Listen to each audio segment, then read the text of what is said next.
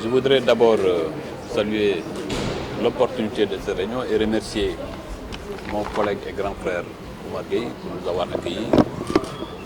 Au cours de cette réunion, nous avons abordé un certain nombre de questions qu'il a déjà développées. Je voudrais me limiter à ce qu'il a déjà dit comme compte rendu, tant sur le programme Zéro Déchet, sur le programme Zéro Bidonville, à travers sa composante projet 100 000 logements, mais aussi surtout sur la nécessité d'adosser notre planification urbaine au plan national d'aménagement du territoire. Et nous avons reçu un certain nombre de recommandations du ministère des collectivités territoriales et du développement des territoires.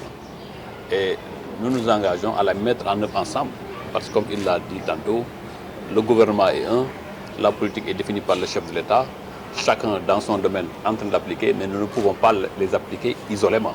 Et la preuve la plus éclatante que nous donnons de cette solidarité, c'est cette rencontre que nous avons décidé de pérenniser et d'être en concertation permanente pour l'application des directives du chef de l'État. Aujourd'hui, il faut se réjouir que le projet est sorti des terres.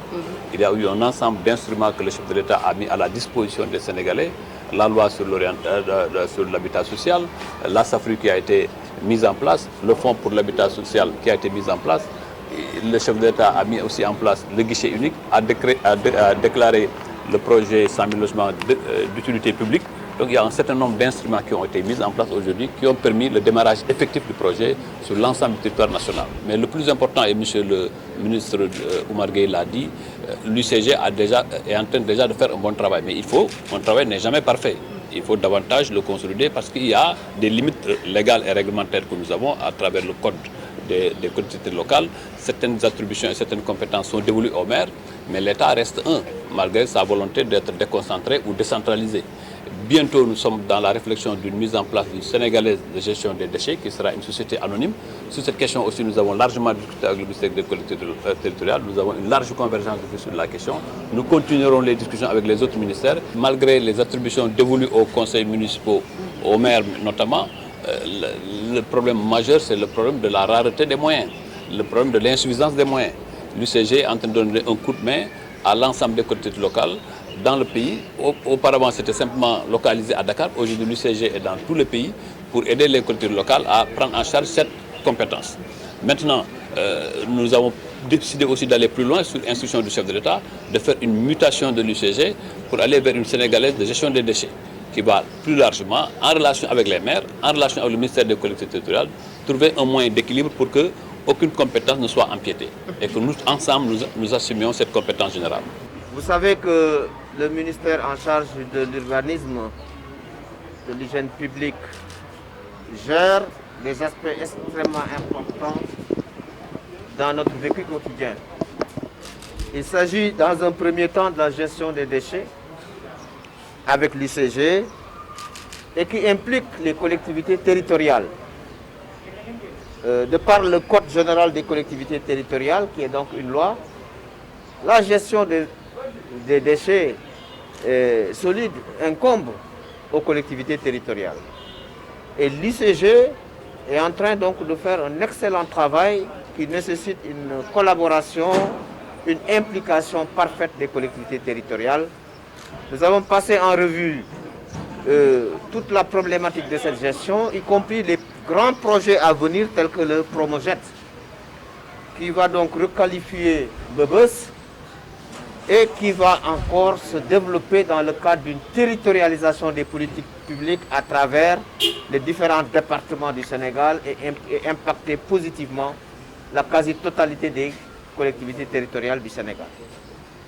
Nous avons également passé en revue le programme de 100 000 logements, un programme phare du président Macky Sall, qui nécessite également une synergie d'action entre le ministère de l'Urbanisme et les collectivités territoriales.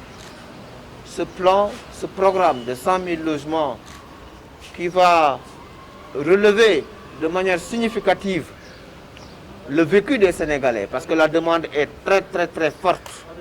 C'est d'ailleurs l'une des raisons pour laquelle le président Macky Sall a mis en œuvre ce programme, qui va aussi se territorialiser et qui va tenir compte également de l'aménagement du territoire. Parce que vous savez que le président Macky Sall a validé le 24 janvier 2020 le plan national d'aménagement et de développement des territoires et qui a fait l'objet par la suite d'une loi votée à l'Assemblée nationale, la LOADT, la loi d'orientation, le développement et l'aménagement des territoires.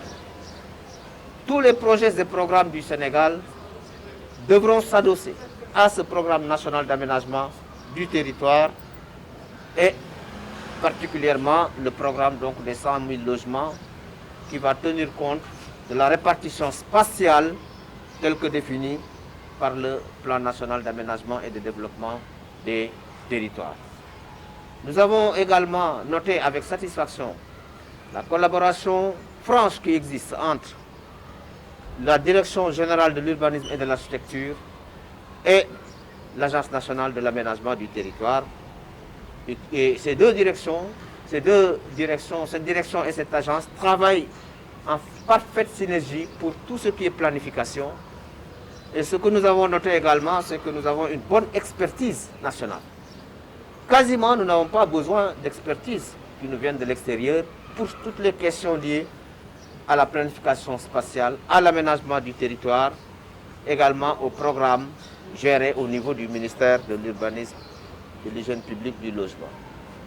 Donc en conclusion, nous sommes sortis de cette rencontre entre départements ministériels satisfaits et nous allons mettre en œuvre maintenant toutes ces conclusions-là et cette synergie d'action.